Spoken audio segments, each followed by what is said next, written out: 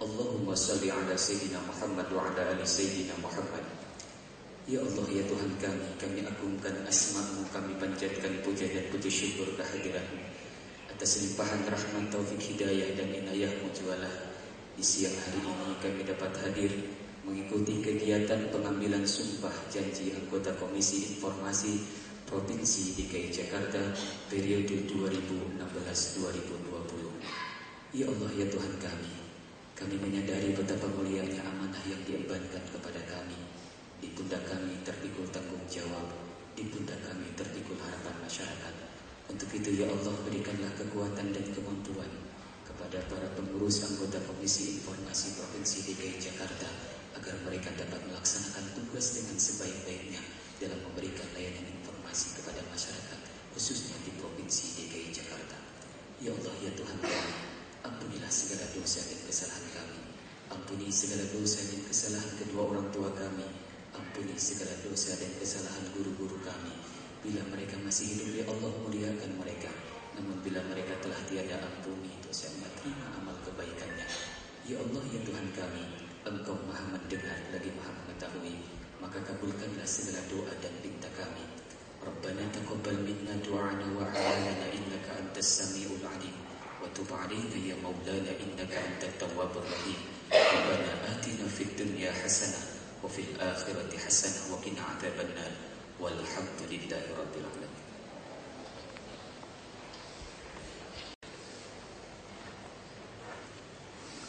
Assalamualaikum warahmatullahi wabarakatuh.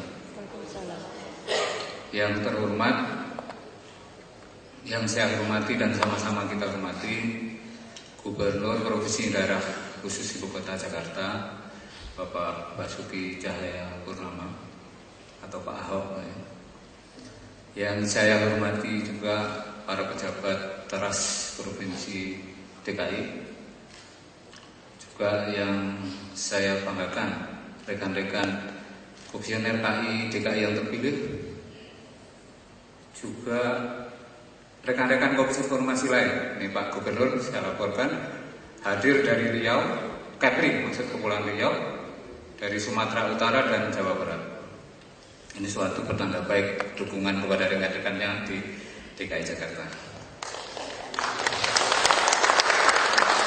Juga hadir mantan Ketua Komisi Informasi Pusat Pak Abdurrahman Amun yang kemarin juga salah seorang pansel. Pertama, saya atas nama Komisi Informasi Pusat mengucapkan terima kasih kepada Pak Gubernur dan jajarannya, Dinas Kominfo, para pansel yang sudah melakukan proses seleksi sehingga terpilih 5 komisioner KI Provinsi DKI untuk periode 2016-2020. Tentu saja proses yang melelahkan karena pasti ada juga 1-2 terutama yang tidak terpilih, ini harap dimaklumi, pasti biasa di dalam proses seleksi ada juga yang sedikit ada opini yang berbeda. Sesuai dengan Undang-Undang Nomor 14 Tahun 2008 bahwa fungsi Komisi Informasi adalah pertama menjalankan undang-undang, yang kedua membuat juknis terkait layanan informasi publik, dan ketiga menyelesaikan sengketa informasi melalui mediasi dan atau adjudikasi.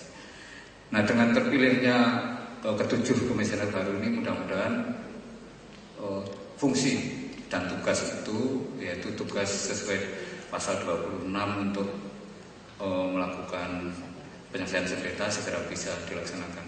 Dan alhamdulillah meskipun vakum Pak Gubernur hanya 1 bulan, mudah-mudahan karena DKI ini termasuk tinggi jumlah sengketa yang didaftarkan juga di beberapa daerah di Pulau Jawa. Ini bukan berarti bahwa DKI tertutup, bukan indikasi bahwa banyaknya sengketa itu menunjukkan suatu daerah tertutup. Sebab di beberapa daerah timur kami berkunjung ke sana, daerahnya tertutup tapi sengketanya hanya 1-2. Kalau DKI juga Jawa Barat, Banten dan sebagainya cukup banyak. Ini saya kira ada faktor daya kritis dan keterpelajaran suatu masyarakat, dan khususnya juga keberanian untuk bersengketa.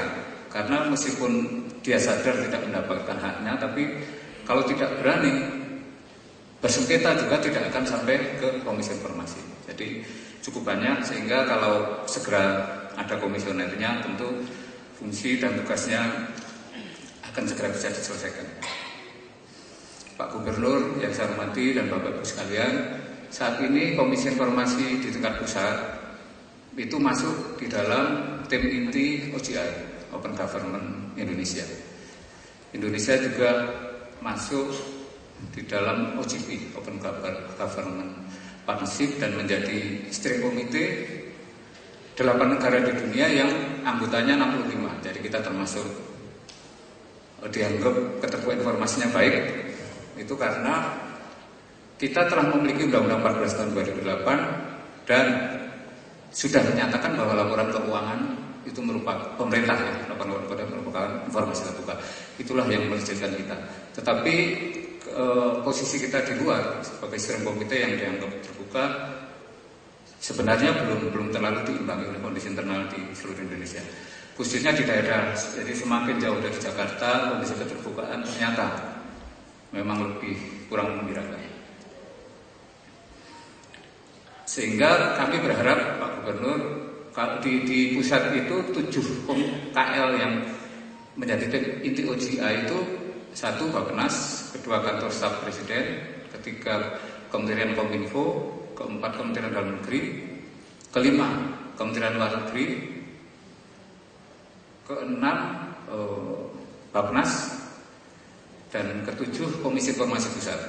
Jadi kita harap, karena menurut rapat terakhir di OGI yang saya ikut, tim itu 2016 akan mendorong keterbukaan informasi di tingkat daerah. Jadi OG ini harus sudah digerakkan ke daerah-daerah. Dalam keterbukaan informasi memang ada 4 faktor paling tidak yang mendorong suatu daerah itu terbuka atau tidak. Pertama, komitmen pimpinan badan publik. Dalam hal provinsi tentu saja gubernur, kalau kementerian ya Pak Menteri. Yang kedua, dorongan organisasi masyarakat sipil, ini sangat menentukan. Yang ketiga, dorongan Komisi Informasi. Yang keempat, ada publik yang mengakses atau meminta informasi. Sebab kalau pimpinan badan publik komitmen, kemudian KI mendorong tapi nggak ada pengakses, nggak ada yang berani juga, saya kira kurang efektif. Kemudian juga nggak terlepas lagi adalah peran media, peran pers sebagai pilar keempat dari demokrasi. Nah, untuk DKI ini tentu nggak kita ragukan ya komitmen gubernur kita. Saya kira dalam hal keterbukaan ini sangat luar biasa. Tapi tidak cukup karena Pak Ahok ini baru menjadi gubernur 2 tahun ya. Sementara ya mohon maaf kalau birokrasi di pemerintah ini tidak di pusat, tidak di daerah, memang masih seperti mesin diesel, jadi dengan bahan bakar solar ya, jadi perlu dorongan yang kuat. Karena yang dinilai dalam keterbukaan di dalam undang-undang ini bukan sejauh mana atau seberapa sering pimpinan badan publik itu pandangannya keluar di media, tetapi juga karena di keterbukaan informasi ini yang diminta adalah informasi dan data. Itu persoalannya, dokumentasi. Sementara media sangat terbatas. Bayangkan kita koran dalam 1 hari, katakan 1 halaman itu hanya 7, paling maksud 7 berita. Kalau dia punya 16 halaman, 7 kali 16 ya 90-an ya. Dan itu pendek-pendek karena dia media ini harus enak dibaca, singkat, dan melayani semua unsur masyarakat. Sementara di dalam KIP ini meminta dokumentasi 1 truk pun boleh. Kalau itu dokumen yang kita miliki, minta informasi sedetail apapun boleh. Dan itu menurut aturannya ke PPID, bukan ke gubernur, pejabat pengelola informasi dan dokumentasi. Nah, yang dinilai terbuka apa tidak juga adalah PPID. Jadi kalau koran nggak mungkin memberikan informasi yang karena kecepatannya, khususnya online, koran bahkan majalah pun kalau investigasi juga terbatas data. Tapi undang-undang KIP ini menjamin bahwa data sedetail apapun, sebanyak apapun itu bisa dimohon oleh publik. Disitulah keterbatasan media yang diisi oleh Komisi Informasi yang diatur dalam Undang-Undang Nomor 14 Tahun 2008 tentang Keterbukaan Informasi Publik. Pak Gubernur yang kami hormati, Bapak Ibu sekalian yang saya hormati, selalu di dalam saya memberikan sambutan di pelantikan di semua komisi informasi di seluruh daerah, saya memberi catatan kepada kawan-kawan saya, para komisioner itu, untuk menjalin hubungan baik dengan Pemprov, dengan birokrasi. Meskipun saya juga pernah dikritik karena pandangan saya, tapi saya tidak pernah mengubah. Dalam arti begini, memang di dalam visi misi dan di dalam pasal 23 disebutkan Komisi Informasi adalah lembaga mandiri yang berfungsi dan seterusnya. Tapi mandiri di sini adalah dalam menyelesaikan sengketa informasi, bukan mandiri dalam segalanya. Karena beberapa contoh, kalau Komisi Informasi yang hubungan antara komisionernya dengan baik staf sekretariat DKI maupun dengan Pemprov, dengan Sekda ini tidak berjalan baik. Daerah, contoh-contoh di daerah yang sukses, yang programnya lancar, yang sengketanya cepat diselesaikan adalah komisioner yang hubungannya baik dengan Pemprov. Tentu sampai batas kemandirian tertentu ya, karena memang di beberapa daerah itu ada juga kasus ketika dia menyengketakan seorang sekda, ini Pak Gub, dan Pak Sekda dikalahkan, tahun berikut dipotong anggarannya. Nah, kita harap di DKI begitu, karena memang teman-teman menjalankan tugas sengketa memang diatur undang-undang. Tentu saja kalau mengambil informasi terbuka ya harus dibuka, kalau ditutup ya ditutup. Itu tidak mempengaruhi pada anggaran. Tetapi hubungan baik, karena kan soal birokrasi, soal sistem penganggaran kan belum tentu komisioner yang entah dari mana datangnya, belum tentu orang birokrat, belum tentu paham juga. Jadi ini saling menghargai. Di situ ini saya tekankan, jadi karena best practices dari KI daerah. Ya alhamdulillah, saya kira kalau di DKI tidak terjadi. Yang terakhir kami beri catatan Pak, untuk bahwa pelayanan informasi ini kan setiap badan publik dilakukan oleh PPID, Pejabat Pengelolaan Informasi dan Informasi. Termasuk Komisi Informasi itu punya PPID. Kami di pusat punya PPID yang dirangkap oleh Kepala Sekretariat. Dan atasan PPID-nya Ketua Komisi Informasi. Jadi Kepala Sekretariat yang diambil dari eselon 2 dari kementerian ditaruh di situ. Selain Sekretariat dia juga adalah PPID. Nah, PPID itu menangani informasi di lembaganya. Hanya mungkin DKI ini punya khas yang unik. Mungkin dari tahun lalu sekretariatnya digabung antara KIP dan KPI.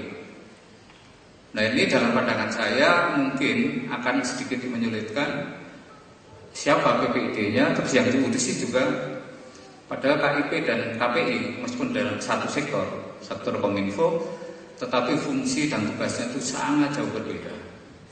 Sehingga nggak tahu, nanti kita sarankan sih sebenarnya tetap tidak harus mandiri sama sekali, karena pasal 29 undang-undang kita juga tidak memungkinkan untuk mandiri sama sekali, tetap harus nempel di dinas terkait. Kalau kita mau lepas sama sekali ya mengubah undang-undang dulu. Ini undang-undang, ya itulah kita jalankan sambil nanti kita ubah. Tapi soal PPID saya kira ini sebaiknya dipisahkan antara KIP dan KPI. Tidak tahu apakah sekretariat sekarang yang digabung itu nanti akan mudah dilaksanakan, tapi itu terserah kepada pemprov masing-masing. Demikian yang saya sampaikan. Sekali lagi saya ucapkan selamat kepada rekan-rekan yang terpilih, dan saya berharap untuk segera ngegas, Bapak Ibu sekalian ngegas, karena meskipun pelantikan kalau periode pertama dulu 26 Januari ya 2012, tapi saya lihat dalam proses seleksi ini agak vakum teman-teman komisioner lama itu, sehingga keyakinan saya itu akan banyak sengketa yang tidak ditangani, sehingga perlu tancap gas Pak untuk menyelesaikan sengketa, karena itu hak publik, hak masyarakat yang dilindungi dijamin oleh undang-undang, sehingga nanti itu perlu diutamakan penanganan sengketa. Berikutnya adalah sosialisasi dan sebagainya fungsi kita. Demikian, terima kasih. Assalamualaikum warahmatullahi wabarakatuh.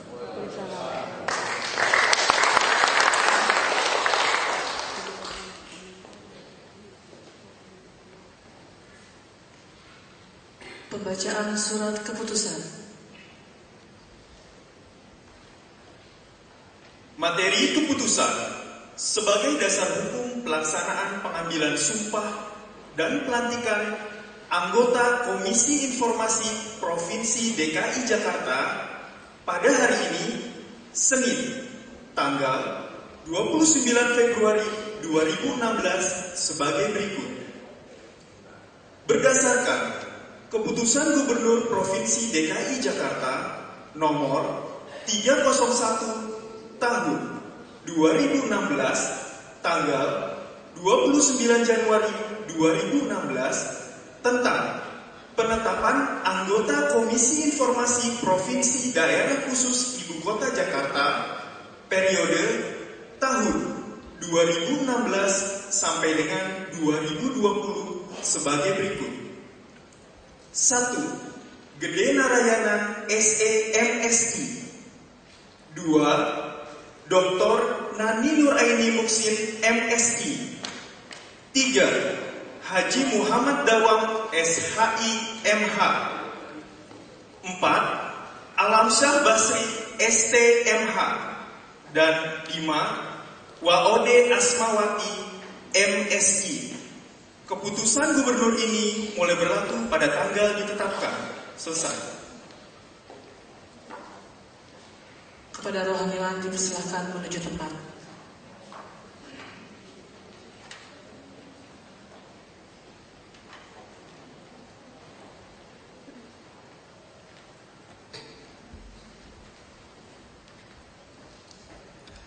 Pelantikan oleh Gubernur Provinsi DKI Jakarta dengan membacakan sumpah janji anggota Komisi Informasi Provinsi DKI Jakarta. Untuk yang beragama Islam, demi Allah, khususnya beragama Hindu, Om Atta Parama Wisesa, Om Atta Parama Wisesa, untuk seluruhnya, saya bersumpah berjanji bahwa saya untuk diangkat pada jabatan sebagai anggota Komisi Informasi sebagaimana ditetapkan dalam Keputusan Gubernur nomor 301 tahun 2016 tentang penetapan anggota Komisi Informasi Provinsi Daerah Khusus Ibu Kota Jakarta periode tahun 2016-2020 baik langsung maupun tidak langsung dengan rupa atau dari apapun juga tidak memberi atau menyanggupi akan memberi sesuatu kepada siapapun juga bahwa saya akan setia dan taat kepada negara Republik Indonesia bahwa saya akan memegang rahasia sesuatu yang menurut sifatnya atau menurut perintah harus saya rahasiakan bahwa saya tidak akan menerima hadiah atau sesuatu pemberian berupa apa saja dari siapapun juga yang saya tahu atau patut dapat mengira bahwa ia mempunyai hal yang bersangkutan dengan jabatan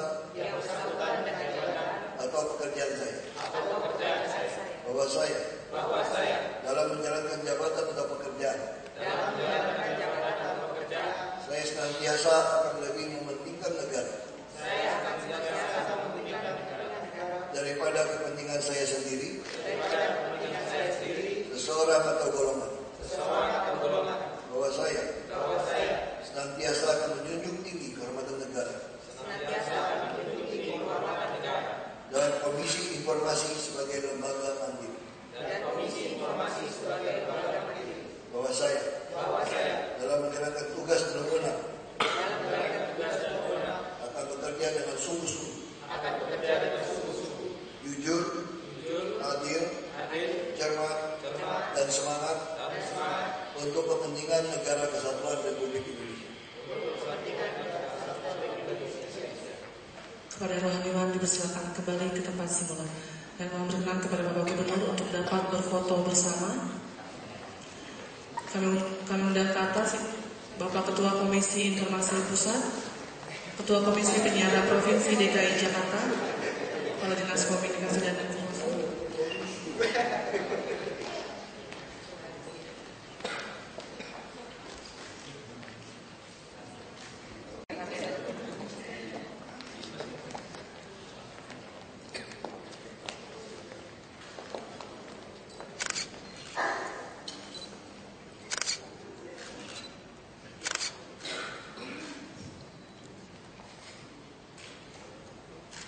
Saya hormati Ketua Komisi Informasi Pusat Bapak Abdul Hamid Dipo Pramono dan jajarannya hadir. Yang saya hormati juga Ketua Komisi Penyiaran Provinsi DKI Jakarta Bapak Adil Kuarta Anggoro dan juga jajarannya. Saya hormati juga dari ada deputi, dua deputi Tata Ruang dan deputi Indak Trans, juga kepala Kominfo Mas dan jajarannya, dan para anggota Komisi Daerah DKI yang baru terpilih, para pejabat hadirin undangan semua. Assalamualaikum warahmatullahi wabarakatuh. Selamat sore saudara semua. Ya, kami pertama mengucapkan selamat atas terpilihnya Dan kami jamin di DKI nggak ada pemotongan anggaran Pak urusan kayak gitu Pak.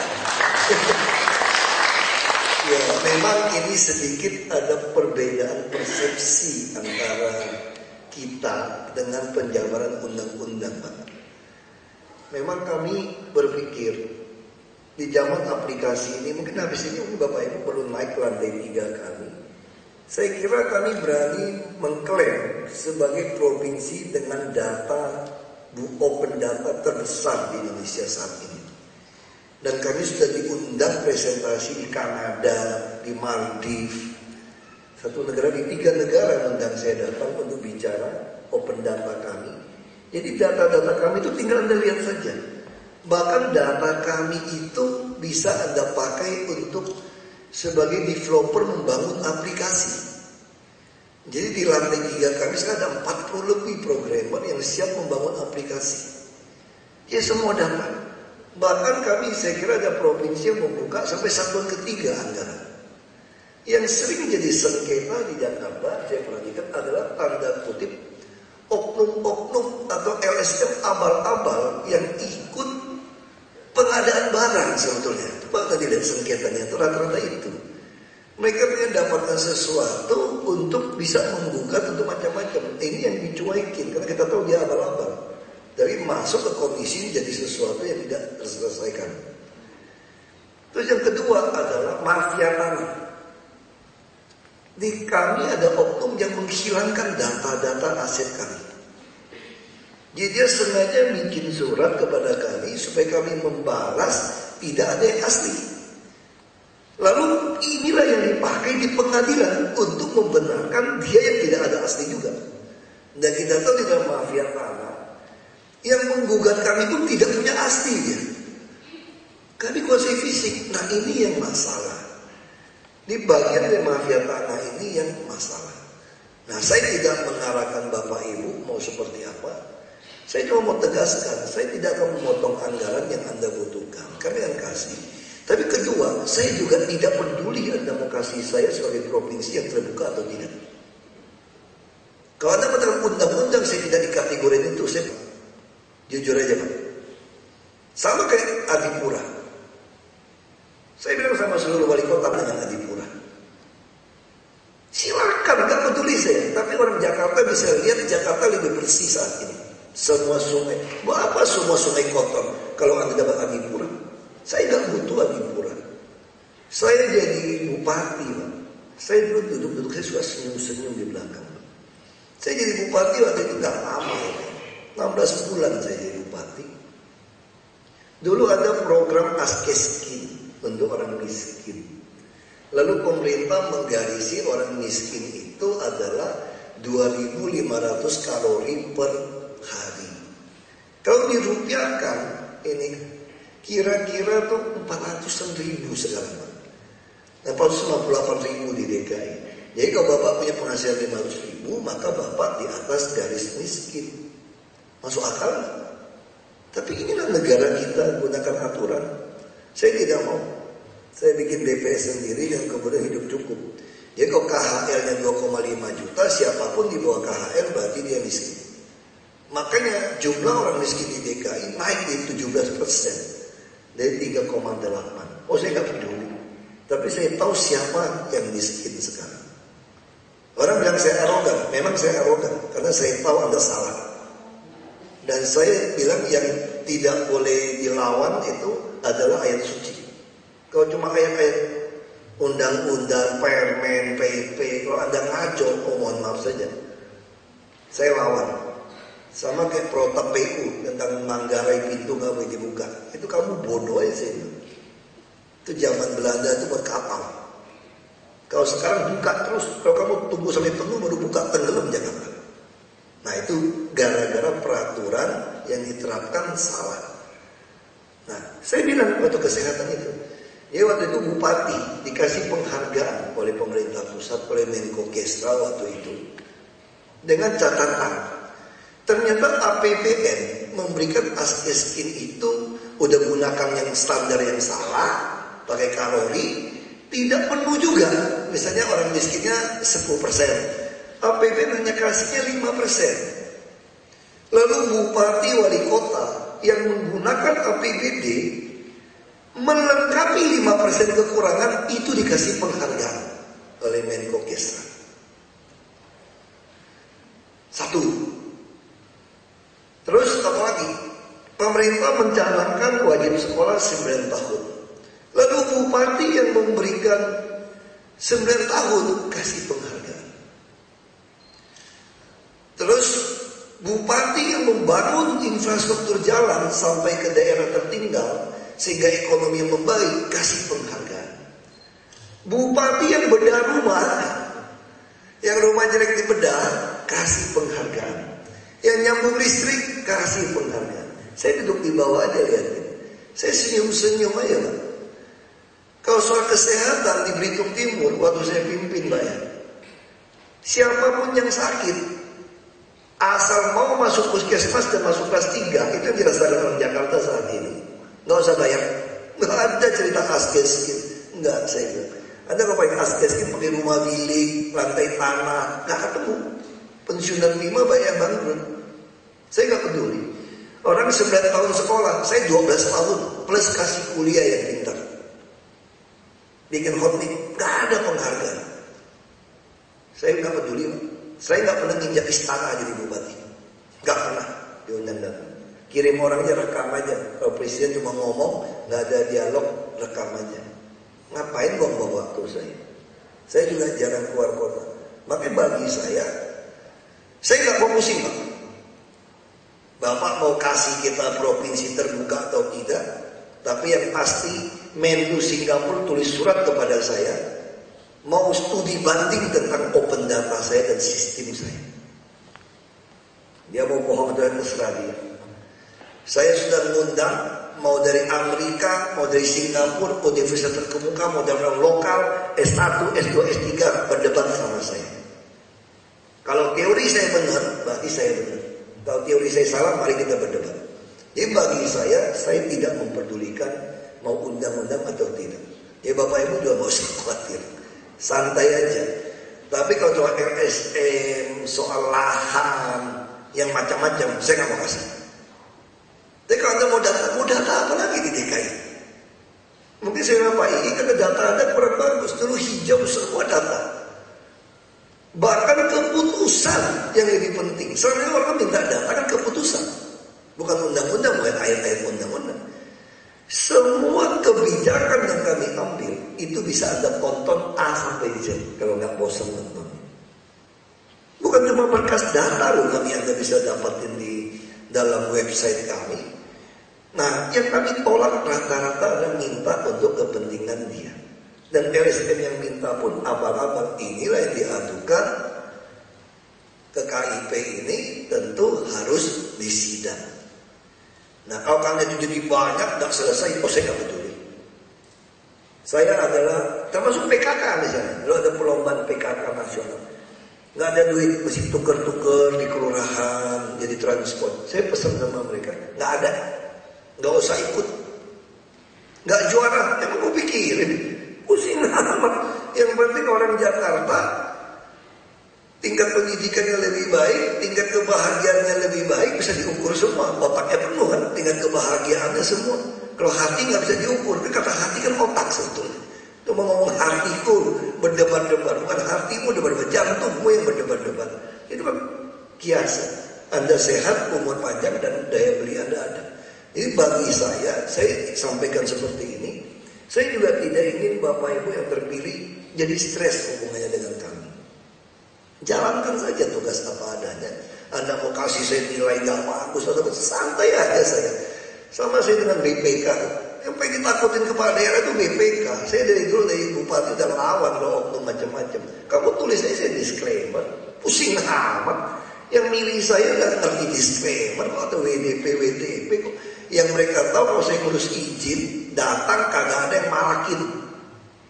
Rumah saya bersih. Dapat bus gampang, kesehatan gampang.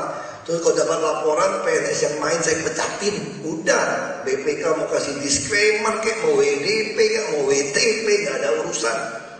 Nah itu prinsip saya seperti itu. Ya sekali lagi saya harap Bapak Ibu jangan khawatir. Selama anggarannya masuk akal, Anda mau mobil mau apa, saya kasih aja, santai aja, bukan duit saya kok. Bukan duit saya kok. Nah, tapi satu hal yang perlu Bapak Ibu ketahui, saya ini mantan anggota Komisi 2 DPR RI. Saya adalah orang yang merasa tidak perlu terlalu banyak komisi di Republik ini sebetulnya. Kita ini latah pasca reformasi. Lalu bentuklah komisi menghabiskan APBN, APBD begitu banyak. Yang kerja juga agak overlap. Komisi kita bentuk dengan asumsi karena pemerintah ini tidak becus. Kenapa ada Komisi Pemberantasan Korupsi? Karena kita anggap polisi dan jaksa itu tidak mencukupi. Walaupun akhirnya kenyataan juga di dalam juga isinya juga orang pemerintah juga yang jadi ribut semua gitu loh. Sebetulnya dibutuhkan Republik ini bukan itu semua. Yang bukan Republik itu ada transparansi dan pembuktian terbalik harta pejabat sebetulnya. Selesai, nggak usah banyak macam-macam. Itu aja yang kita butuhkan. Karena semua akar masalah di Republik ini adalah korupsi sebetulnya. Kalau kita berani buka data, semua ditransparankan, berani pembuktian terbalik, selesai. Baca sumpah jabatan udah banyak. Rohaniawan yang bacain, korupsi jalan terus. Ada yang bilang begini, kan saya nggak kena langsung, kan saya agak di ujung gitu loh. Ya, yang kena kan yang di sini.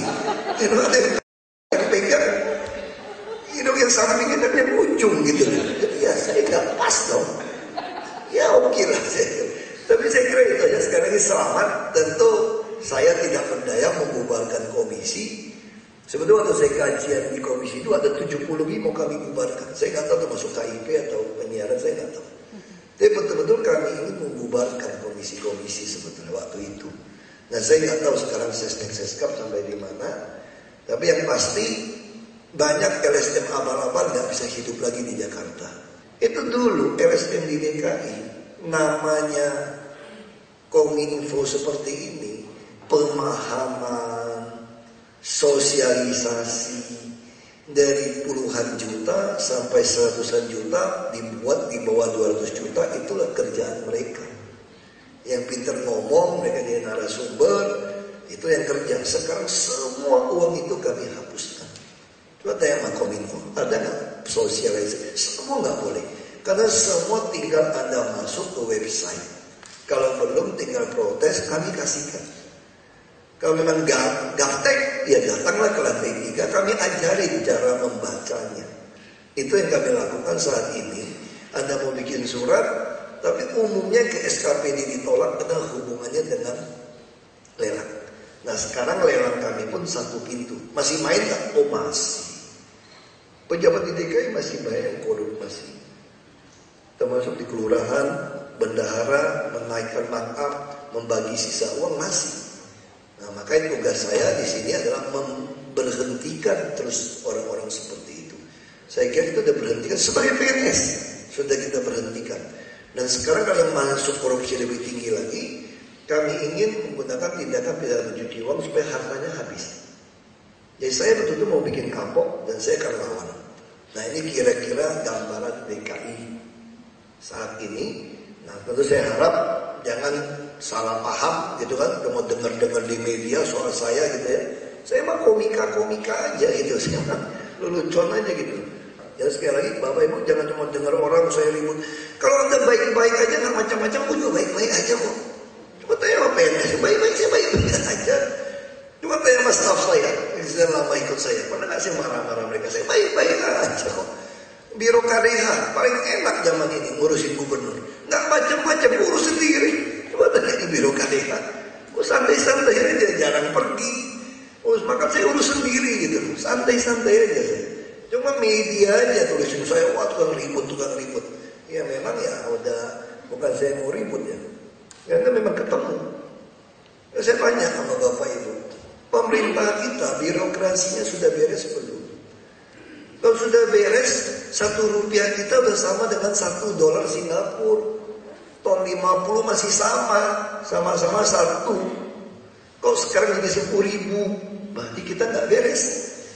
Nah kalau itu nggak beres dari sana ke sini tidak beres, kalau ke arah sini tidak beres, kalau saya lagi berjalan ke arah beres, saya nabrak kamu ya bukan salah saya.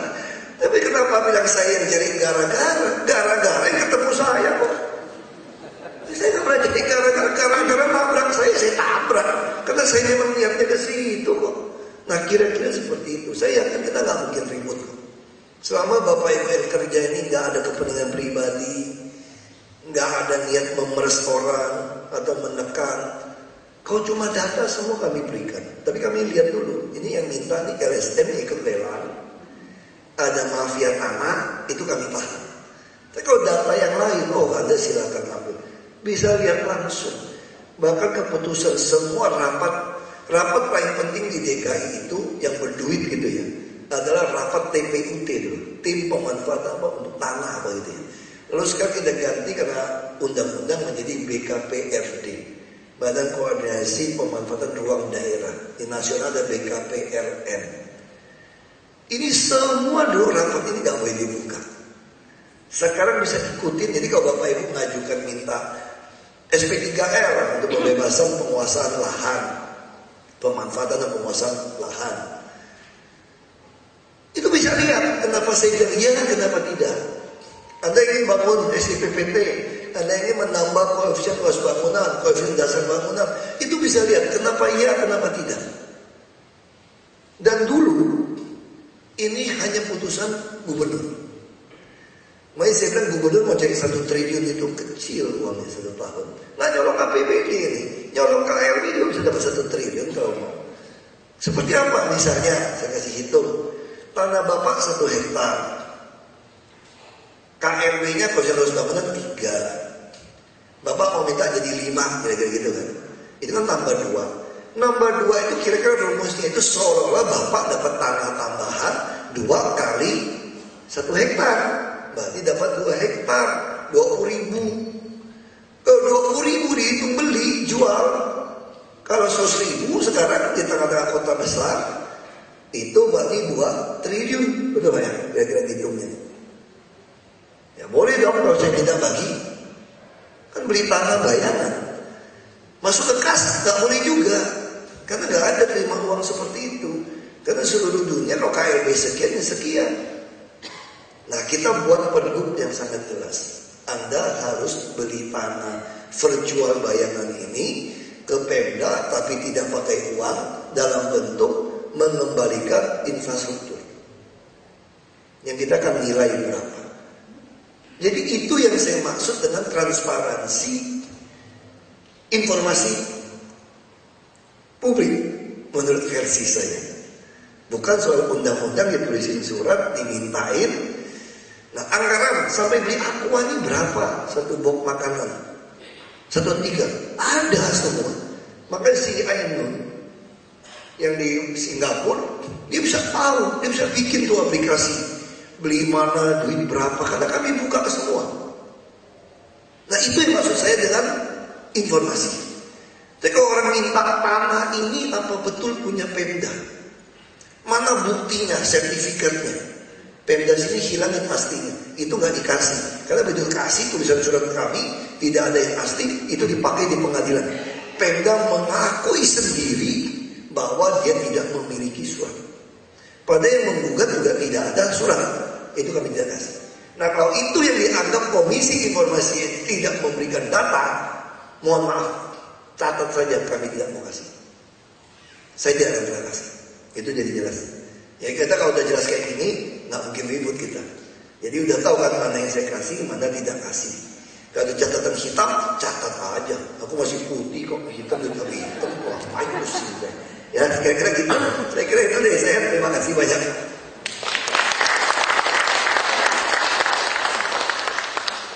Baik, demikian seluruh rangkaian acara kita pada hari ini. Terima kasih atas perhatiannya. Bila taufik wal hidayah. Wassalamualaikum warahmatullahi wabarakatuh.